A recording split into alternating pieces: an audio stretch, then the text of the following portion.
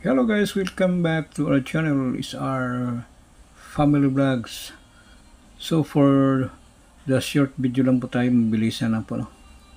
Kasi busy po tayo guys, no? So ito guys, 5 piso bagong bayani commemorative. So jackpot po ang may hawakan nito, no? Ay patuloy pong binibili namin, no? So makinig po kayo mabuti guys, no? Para maintindihan nyo po, no? Huwag po kayo basta-basta mag-alok na makikita nyo agad yung hawak ni Sir Isar ay mag-alok agad kayo. Tatapusin nyo pong video guys, no? So, Republika ng Pilipinas, bagong bayani, no? So, ito po guys, itong nasa harap ay common, no?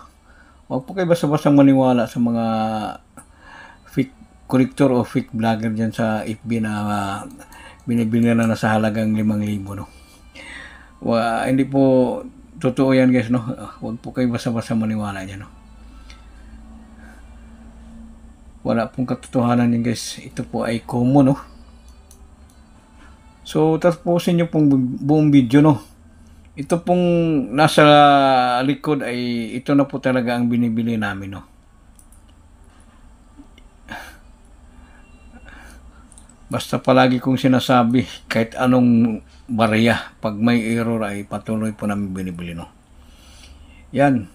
Panoorin nyo pong buong video o i-compare natin sa barya, no? Dalawang barya. Ang nakarelate dito guys, mga legit collector lang, no? Missing letter R guys.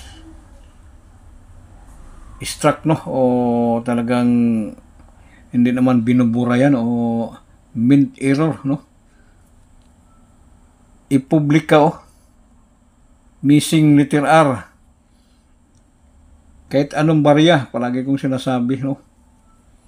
Hindi lang ito guys, ha? Ito ay common. Ito po ay patuloy po namin binibili pag may error, no? Yan, oh. Missing letter R.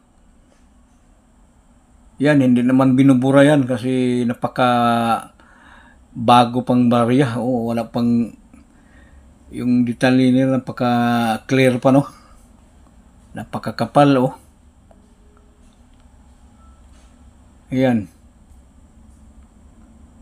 So yun lang guys, no? Basta may error, huwag kayong mahihiyang magpasa. So thank you very much mga solid supporter, no? Bye bye. Thank you.